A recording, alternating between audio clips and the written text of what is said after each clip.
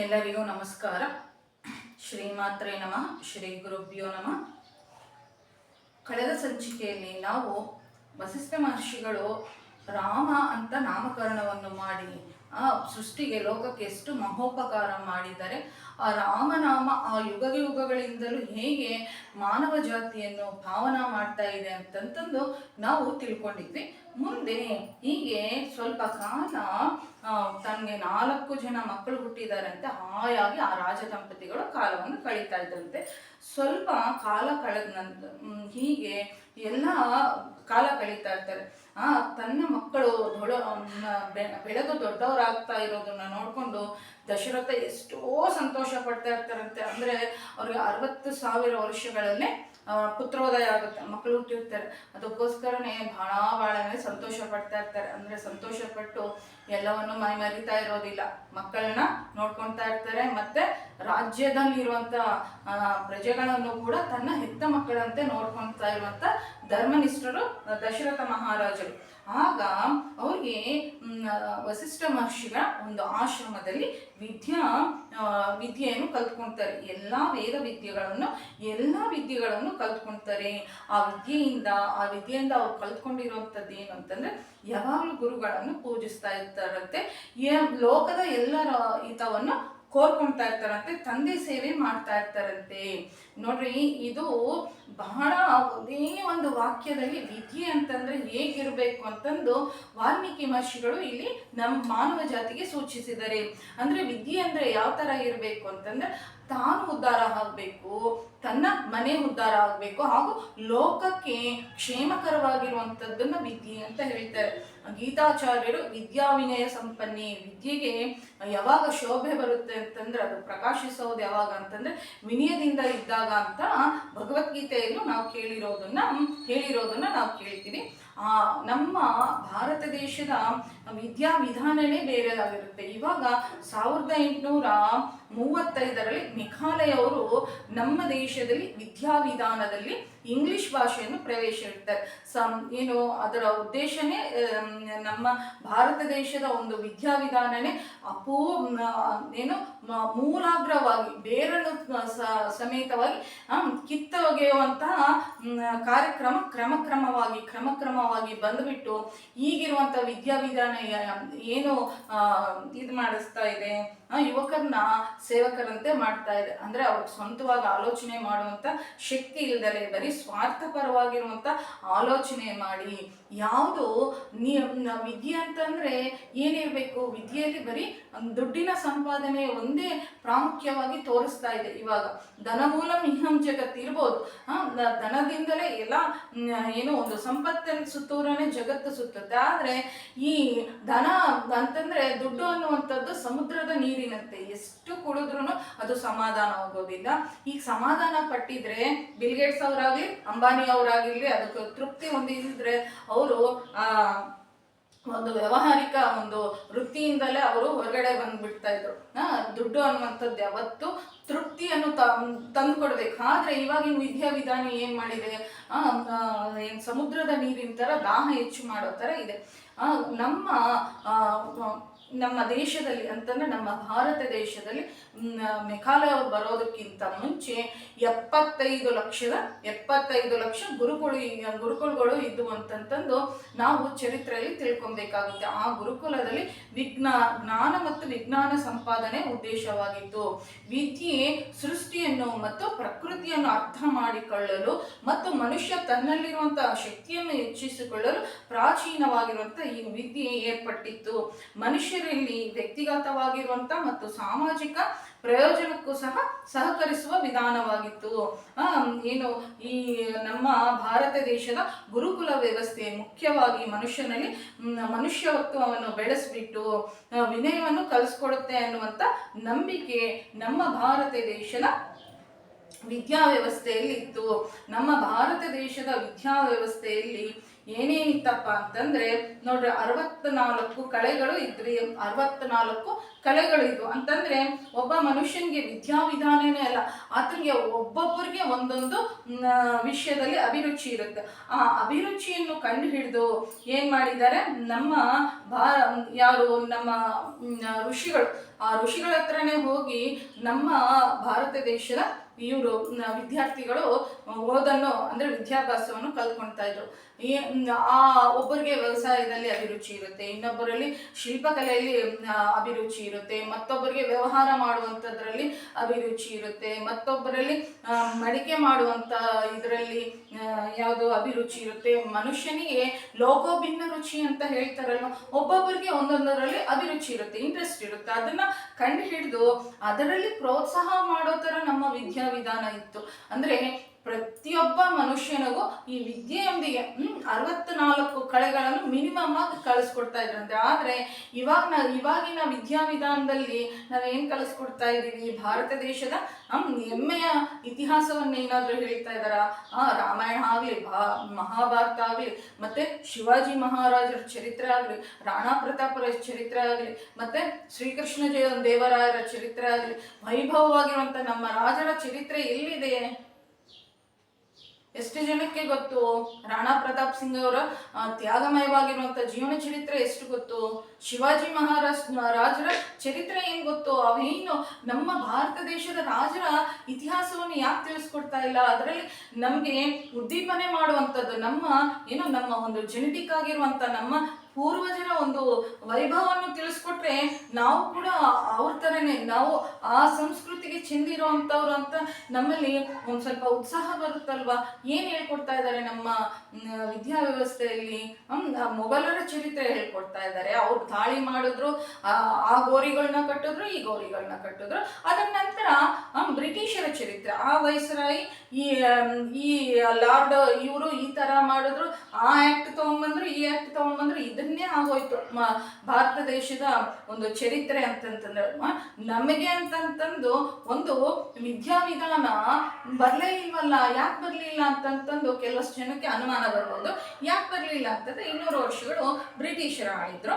ಅದೇ ಬ್ರಿಟಿಷರು ಸ್ಥಾಪಿಸಿರುವಂಥದ್ದು ಅಂತಂದ್ರೆ 140 ವರ್ಷಗಳ ಹಿಂದೆ ಕಾಂಗ್ರೆಸ್ ಪಾರ್ಟಿನ ಸ್ಥಾಪನೆ ಮಾಡಿದ. ಅದೇ ಕಾಂಗ್ರೆಸ್ ಪಾರ್ಟಿ ಸ್ವತಂತ್ರ ಬಂದ ನಂತರವೂ ನಮ್ಮ ಭಾರತ ದೇಶವನ್ನು ಅಧಿಕಾರಕ್ಕೆ ಬಂದಿದೆ. ಅದೇ ಒಂದು ಐಡಿಯಾಲಜಿನೇ ಬಂದಿದೆಯಲ್ವಾ? ಕಳೆದ ಒಂದು 10-15 ವರ್ಷದಿಂದ ನಮ್ಮ ಭಾರತೀಯರ ಮೂಲವಾಗಿರುವಂತ ವ್ಯಕ್ತಿ ಬಂದು ನಮ್ಮನ್ನು ಪರಿಪಾಲನೆ ಮಾಡ್ತಾ ಇದ್ದಾರೆ. ಇದರಿಂದ ಎಷ್ಟು ಬದಲಾವಣೆ ಆಗಿದೆ, ಇದನ್ನ ನಾವು ಆಲೋಚನೆ ಮಾಡಬೇಕಾಗಿದೆ ಅಲ್ವಾ? ನೋಡ್ರಿ, ಒಂದು ನಮಗೆ ಅಂತ ಒಂದು ಚರಿತ್ರೆ ಇದೆ, ನಮ್ಮದು ಅಂತ ಒಂದು ಇತಿಹಾಸ ಇದೆ. ಭಾರತ ದೇಶಕ್ಕೆ ನಮ್ಮದು ಅಂತ ಒಂದು ಗರ್ವ ಕಾರಣವಾಗಿರುವಂತ ಯಾವುದು ಸಂಸ್ಕೃತ ಭಾಷೆ ಇದೆ. ಈ ಸಂಸ್ಕೃತ ಭಾಷೆಯನ್ನು ದೇವನಾಗರಿ ಭಾಷೆ ಅಂತಂದ್ರೆ ಸನಾತನ ಧರ್ಮದ ಭಾಷೆ. ಜಗತ್ ಸರ್ವಂ ದೈವಾಧೀನಂ ದೈವಂ ಮಂತ್ರಾಧೀನಂ ಅನ್ನುವಂತೆ ದೈವಕ್ಕೂ ಮತ್ತು ಮನುಷ್ಯರ ಮಧ್ಯೆ ಸಂಬಂಧವನ್ನು ಕಲ್ಪಿಸುವ ಮಂತ್ರಗಳೆಲ್ಲವೂ ಸಂಸ್ಕೃತ ಭಾಷೆಯಲ್ಲೇ ಇದೆ. ಇದು ಸಂಸ್ಕೃತ ಭಾಷೆ ಏನ್ ಮಾಡುತ್ತೆ ಅಂದ್ರೆ ಮನುಷ್ಯರಿಗೆ ಸಂಸ್ಕಾರವನ್ನು ಕಲಿಸ್ಕೊಡುತ್ತಂತೆ. ಹಾಗೆ ಇನ್ನೊಂದು ಏನ್ ಮಾಡುತ್ತೆ ಅಂತಂದ್ರೆ ಸಂಸ್ಕೃತ ಭಾಷೆ ಪ್ರಪಂಚದಲ್ಲಿ 2500 ಭಾಷೆಗಳಿಗೆ ಮೂಲವಾಗಿದೆ. ಅತ್ಯಂತ ಹೆಚ್ಚು ಪದಕೋಶಗಳನ್ನು ಹೊಂದಿದೆ. ಇದರಲ್ಲಿ ಇರುವಂತ ಪದಕೋಶಗಳು ಎಷ್ಟು ಗೊತ್ತಾ? 102,78,52,000 ಪದಕೋಶಗಳು ಇದೆ ಅಂತ ಹೇಳಿದ್ದಾರೆ. ಹೊಂದಿರುವಂತ ಏಕೈಕ ಭಾಷೆಯಾಗಿದೆ.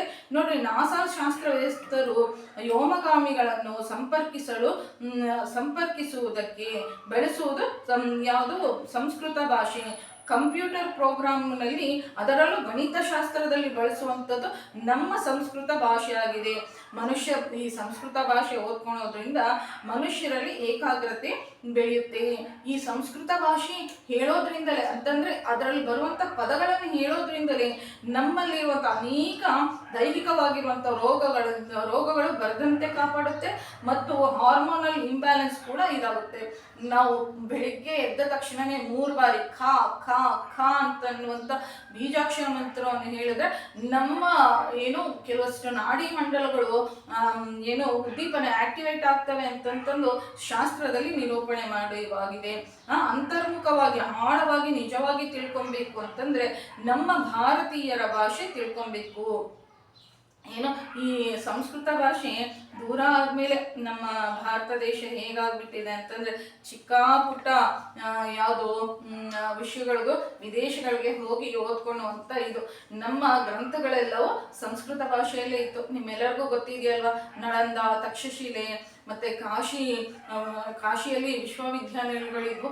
ಅಲ್ಲಿ ಪ್ರಪಂಚದ ಬೇರೆ ಬೇರೆ ದೇಶದ ವಿದ್ಯಾರ್ಥಿಗಳೆಲ್ಲರೂ ಬರ್ತಾ ಇದ್ರು. ಆದ್ರೆ ಇವಾಗ ಏನಾಗಿದೆ, ಉನ್ನತ ವಿದ್ಯೆ ಅಂತಂದು ವಿದೇಶಗಳಿಗೆ ಹೋಗುವಂತ ಒಂದು ದುಸ್ಥಿತಿ ನಮ್ಮ ಭಾಷೆಯಲ್ಲಿ ಇದೆ. ಈ ಸಂಸ್ಕೃತ ಭಾಷೆಯಲ್ಲಿರುವಂತ ಎಷ್ಟೆಷ್ಟು ಒಳ್ಳೊಳ್ಳೆ ಅಂತಂದ್ರೆ ಮನುಷ್ಯನನ್ನು ಉದ್ಧಾರ ಮಾಡುವಂಥದ್ದು ಎಷ್ಟೆಷ್ಟು ಇವು ಯಾವ ಸಂಸ್ಕೃತ ಭಾಷೆಯಲ್ಲೇ ಶ್ಲೋಕಗಳಿದಾವೆ ನೋಡ್ರಿ. ಸಂಸ್ಕೃತ ಭಾಷೆಯಲ್ಲಿರುವಂಥದ್ದು ನನಗೆ ತಿಳಿದಿರುವಂಥ ಅಲ್ಪ ಬುದ್ಧಿಯಿಂದ ಹೇಳ್ತಾ ಇದ್ದೀನಿ. ಸುಂದರಕಾಂಡ ಮನುಷ್ಯನಿಗೆ ಬರುವಂಥ ಎಲ್ಲಾ ಸಮಸ್ಯೆಗಳಿಗೂ ಪರಿಹಾರ ಸುಂದರಕಾಂಡ. ಅದರಲ್ಲಿ 2700 ಸರ್ಗಗಳಿದಾವೆ. ಇದು ಅಸಾಧ್ಯವಾಗಿರುವಂತ ಕೆಲಸಗಳನ್ನು ಸಾಧ್ಯ ಮಾಡಿಕೊಡುವಂತ ಒಂದು ಶ್ಲೋಕಗಳು ಹಾಗಿರುತ್ತೆ ರಾಮಾಯಣದಲ್ಲಿ ಬರುವಂತ ಸುಂದರಕಾಂಡ. ಆದ್ರೆ ಈ ಶ್ಲೋಕಗಳೆಲ್ಲವೂ ವಾಲ್ಮೀಕಿ ಮಹರ್ಷಿ ರಚನೆ ಮಾಡಿರೋದು ಸಂಸ್ಕೃತ ಭಾಷೆಯಲ್ಲಿ. ನಂತರ ಇದು ಹನುಮಂತರು ಹೇಳಿದ್ದಾರೆ, ಜಯಮಂತ್ರ ವಿಜಯ ಮಂತ್ರ ಅಂತಂದು ಹೇಳಿದ್ದಾರೆ. ಇದರಿಂದ ಅಪಮೃತ್ಯು ದೋಷಗಳು ಕೂಡ ಹೋಗುತ್ತೆ. ಮತ್ತೆ ಮಹಾಭಾರತದಲ್ಲಿ ಬರುವಂತ ಭಗವದ್ಗೀತೆ ಹಾಗೂ ವಿಷ್ಣು ಸಹಸ್ರನಾಮ ಕೂಡ ಸಂಸ್ಕೃತ ಭಾಷೆಯಲ್ಲಿ ಇದೆ. ಈಗ ಸಂಸ್ಕೃತ ಭಾಷೆ ಕಲ್ತ್ಕೊಳ್ಳೋದಕ್ಕೆ ಅದೇನೋ ಭೂತದ ತರ ಕಾಣಿಸ್ತಾ ಇದೆ ಅಂತಂದ್ರೆ ಬಹಳ ಈಸಿ ಆಗಿರುವಂಥದ್ದು. ಅದನ್ನ ಓದ್ತಾ ಇದ್ರೇನೆ ಎಷ್ಟು ಮನಸ್ಸಿಗೆ ಆನಂದ ಅನ್ಸುತ್ತೆ ಅಂತಂದ್ರೆ, ಮನಸ್ಸಿಗಲ್ಲ ಆತ್ಮಕ್ಕೆ ಆನಂದ ಅನ್ಸುತ್ತೆ, ಅಷ್ಟು ಚೆನ್ನಾಗಿರುತ್ತೆ. ನೀವು ಯಾವಾಗಲಾದ್ರೂ ವೇದಘೋಷೆಯನ್ನು ಕೇಳಿದ್ರೆ ಮನಸ್ಸು ಅದರಲ್ಲಿ ಲೀನವಾಗಿರುವಂಥದ್ದನ್ನು ಅಬ್ಸರ್ವ್ ಮಾಡಬೇಕು. ನಮ್ಮ ಮನಸ್ಸನ್ನು ನಾವು ಅಬ್ಸರ್ವ್ ಮಾಡೋದು ಬಿಟ್ಬಿಟ್ಟು ಬಹಳನೇ ಕಾಲವಾಗಿದೆ ನೋಡ್ರಿ. ನಂತರ ಈ ರಾಮಾಯಣದಲ್ಲಿ ಬರುವಂತ ಆದಿತ್ಯ ಹೃದಯ ಸ್ತೋತ್ರವನ್ನು ಪಾರಾಯಣ ಮಾಡಿದ್ರೆ ರಾಮನಷ್ಟು ವೀರಾದಿ ವೀರರು ಬುದ್ಧಿವಂತರು ಆಗ್ತಾರಂತೆ. ಇದು ಕೂಡ ಸಂಸ್ಕೃತ ಭಾಷೆಯಲ್ಲೇ ಇದೆ. ಹೀಗೆ ಏನು ಅಪಾರವಾಗಿರುವಂತ ಮೇಧೋಶಕ್ತಿಯನ್ನು ನೀಡುವಂತ ಹಯಗ್ರೀವ ಸ್ವಾಮಿಯ ಒಂದು ಸ್ತೋತ್ರ ಕೂಡ ಸಂಸ್ಕೃತದಲ್ಲೇ ಇದೆ. ಕಾಳಿದಾಸರು ರಚಿಸಿರುವಂತಹ ಶ್ಯಾಮಲಾ ದಂಡಕವು ಕೂಡ ಸಂಸ್ಕೃತ ಭಾಷೆಯಲ್ಲಿದೆ. ಶಂಕರಾಚಾರ್ಯರು ರಚಿಸಿರುವಂತ ಸೌಂದರ್ಯ ಲಹರಿ ಮಾನವ ಕೋಟಿಗೆ ಬರುವಂತ ಕೋಟಿ ಕೋಟಿ ಕಷ್ಟಗಳಿಂದ ನಮ್ಮನ್ನು ಪಾರು ಮಾಡುವಂತಹ ಆಯಾ ಶ್ಲೋಕಗಳು ಇದೆ. ಇದು ನೋಡ್ರಿ, ಇದು ಮನುಷ್ಯರನ್ನು ಮಹನೀಯರನ್ನಾಗಿ ಕೂಡ ಮಾಡುತ್ತೆ. ಮತ್ತೊಂದು ಏನ್ ಮಾಡುತ್ತೆ, ಮಾಧವನನ್ನಾಗಿ ಕೂಡ ಮಾಡುವಂತ ಒಂದು ಶಕ್ತಿಯಾಗಿದೆ ನಮ್ಮ ಭಾರತ ದೇಶದ ಭಾಷೆಯಾಗಿರುವಂತ ಸಂಸ್ಕೃತ ಭಾಷೆಯಲ್ಲಿದೆ. ಪ್ರತಿಯೊಬ್ಬರಿಗೂ ನಾನು ಭಗವಂತನಲ್ಲಿ ಶ್ರೀರಾಮಚಂದ್ರ ಪ್ರಭುವಿನ ಪಾದದಲ್ಲಿ ನಮಸ್ಕಾರ ಏನು ಕೋರ್ಕೊಳ್ತೀನಿ ಅಂತಂದ್ರೆ, ಹೋಗಿರುವಂತ ನಮ್ಮ ಸಂಪತ್ತು ಸಂಸ್ಕೃತ ಭಾಷೆ ಮತ್ತೆ ಬರುವಂತ ಭವಿಷ್ಯದ ಪೀಳಿಗೆಗೆ ಇದು ಕಲ್ತ್ಕೋಬೇಕು. ನಮ್ಮ ದೇಶದ ಒಂದು ವೈಭವವನ್ನು ತಿಳ್ಕೋಬೇಕು, ನಮ್ಮ ಬಗ್ಗೆ ನಾವು ತಿಳ್ಕೋಬೇಕು. ನಮ್ಮ ಬಗ್ಗೆ ನಾವು ತಿಳ್ಕೊಂಡ್ರೆ ನಮ್ಮ ಆತ್ಮವಿಶ್ವಾಸ ಚೆನ್ನಾಗಿರುತ್ತೆ. ನಮ್ಮ ಏನೋ ಒಂದು ನಮ್ಮ ಯುವ ಪೀಳಿಗೆ ಕೆಟ್ಟ ಮಾರ್ಗಕ್ಕೆ ಹೋಗಲ್ಲ. ಎಷ್ಟು ಅಂತಂದ್ರೆ ನಮ್ಮ ಭಾರತೀಯ ವಾಂಗ್ಮಯಗಳಲ್ಲಿ ಅದೆಷ್ಟು ಎಷ್ಟು ಶ್ರೇಷ್ಠವಾಗಿರುವಂತ ಗ್ರಂಥಗಳಿದಾವೆ. ಇವ್ಯಾವ ನಮಗ್ ಪರಿಚಯನೇ ಇಲ್ಲ. ಅದನ್ನ ತಲೆ ಬಗ್ಗೆ ಓದಿದ್ರೆ ತಲೆ ಎತ್ಕೊಂಡು ಪ್ರಪಂಚದ ಮುಂದೆ ತಲೆ ಎತ್ಕೊಂಡು ತಿರುಗುವಂತೆ ಮಾಡುವಂತ ಗ್ರಂಥಗಳು ಅಂತಂದ್ರೆ ಆ ಗ್ರಂಥಗಳು, ಆ ಶ್ಲೋಕಗಳು ಅವೆಲ್ಲವೂ ನಮ್ಮೊಂದಿಗೆ ಸ್ವಂತವಾಗಿ ಮಾತನಾಡಿ ನಮ್ಮನ್ನು ತಿದ್ದಿ ತೀರಿ ನಮ್ಮನ್ನು ಶಿಲೆಗಳಂತೆ ಮಾಡುವಂತ ಒಂದು ಶಕ್ತಿ ಇರುವಂತ ಒಂದು ಭಾರತೀಯರ ಒಂದು ವಿದ್ಯಾವ್ಯವಸ್ಥೆ ಆಗಿರ್ಬೋದು, ಮತ್ತೆ ಶ್ಲೋಕಗಳಾಗಿರ್ಬೋದು, ಮತ್ತೆ ಮಹರ್ಷಿಗಳ ಒಂದು ದಯಾಗುಣನೆ ಅಂತ ನಾವಿಲ್ಲಿ ಹೇಳ್ಕೊಬೇಕಾಗುತ್ತೆ. ಅದಕ್ಕೋಸ್ಕರನೇ ಮತ್ತೊಮ್ಮೆ ನಾನು ಭಗವಂತನಲ್ಲಿ ಇದೇ ಪ್ರಾರ್ಥನೆ ಮಾಡ್ಕೊಳ್ತಾ ಇರ್ತೀನಿ. ಈಗ ಸ್ವಲ್ಪ ಅಲ್ಲಲ್ಲಿ ಬೀಜಗಳನ್ನ ಹಾಕ್ತಾ ಇದ್ದಾರೆ ಯಾರೋ ಮಹನೀಯರು. ನಮ್ಮ ಕರ್ನಾಟಕದಲ್ಲಿ ಕನ್ನೇಶ್ವರ ಸ್ವಾಮಿಯವರು ಮತ್ತಷ್ಟು ಗುರುಕುಲಗಳು ಅಲ್ಲಲ್ಲಿ ಮಾತ್ರನೇ ಏನೋ ಪ್ರಾರಂಭ ಆಗ್ತಾ ಇದೆ. ಅಲ್ಲಿ ಕಲಿಸ್ಕೊಡುವಂಥ ವಿದ್ಯೆಗಳು ಸ್ವಲ್ಪನೇ ಕಲಿಸ್ಕೊಟ್ರು ಅವನ್ನ ನೋಡಿದ್ರೆ ಬಹಳನೇ ಸಂತೋಷ ಆಗುತ್ತೆ. ಅವರು ದಿನ ಬೆಳಿಗ್ಗೆ ಹೆಣ್ಮಕ್ಳಿಗೂ ಗಂಡು ಮಕ್ಕಳಿಗೂ ವ್ಯತ್ಯಾಸ ಇಲ್ಲದೆ ಪ್ರತಿದಿನ ಸ್ವಾವಲಂಬನಿಗಳಾಗಿ ಯಾವ್ಯಾವ ಕೆಲಸವನ್ನು ಮಾಡ್ಕೋಬೇಕೋ ಅದನ್ನೆಲ್ಲ ಮನುಷ್ಯರಿಗೆ ಕಲಿಸ್ಕೊಡ್ತಾ ಇದ್ದಾರೆ. ಇದು ಸ್ವಾವಲಂಬನೆ ಅನ್ನುವಂಥದ್ದು ಬರೀ ದುಡ್ಡಿನಿಂದ ಅಲ್ಲ, ನಾವು ಪ್ರತಿಯೊಂದು ಕೆಲಸವನ್ನು ಕಲ್ತ್ಕೊಳ್ಳೋದ್ರಿಂದ ನಾವು ಸ್ವಾವಲಂಬನೆ ನಾವು ಹೊಂದುತ್ತೀವಿ ಅಂತ ನಾವಿಲ್ಲಿ ತಿಳ್ಕೊಬೇಕಾಗುತ್ತೆ. ಈ ಗುರುಕುಲ ಪದ್ಧತಿ ಮತ್ತೆ ಅಂದ್ರೆ ಇಂಗ್ಲಿಷ್ ಅಂದ್ರೆ ಆಂಗ್ಲ ಮೆಘಾಲಯ ಪದ್ಧತಿ ಅನ್ನುವಂಥದ್ದು ಪೂರ್ತಿಯಾಗಿ ಹಳಸೋಗ್ಬಿಟ್ಟು ಮೊನ್ನೆ ಮೋದಿ ಅವರು ಉಡುಪಿಗೆ ಬಂದಾಗ ಹೇಳ್ತಾ ಇದ್ರು, ಮೆಘಾಲಯ ಎಜುಕೇಶನ್ ಪದ್ಧತಿಯನ್ನು ಇನ್ನು 10 ವರ್ಷಗಳಲ್ಲಿ ತೆಗ್ದಾಕ್ಬಿಡ್ತೀವಿ ಅಂತ. ಅಂದ್ರೆ 10 ವರ್ಷಗಳು ಬೇಕಂತೆ ಆ ಮಹನೀಯರಿಗೆ. ಅದೆಷ್ಟು ಬೇರ್ಗೂರು ಹೋಗ್ಬಿಟ್ಟಿದೆ ನಮ್ಮ ಭಾರತೀಯರಲ್ಲಿ.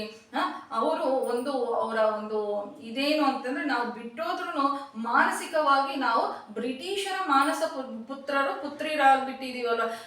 ಆಲೋಚನೆಗಳೆಲ್ಲ ಅದರ ಸುತ್ತೂರನೆ ಅಂತಂದ್ರೆ ಅವ್ರು ಹೇಳಿದ್ದೇ ಚೆನ್ನಾಗಿದೆ.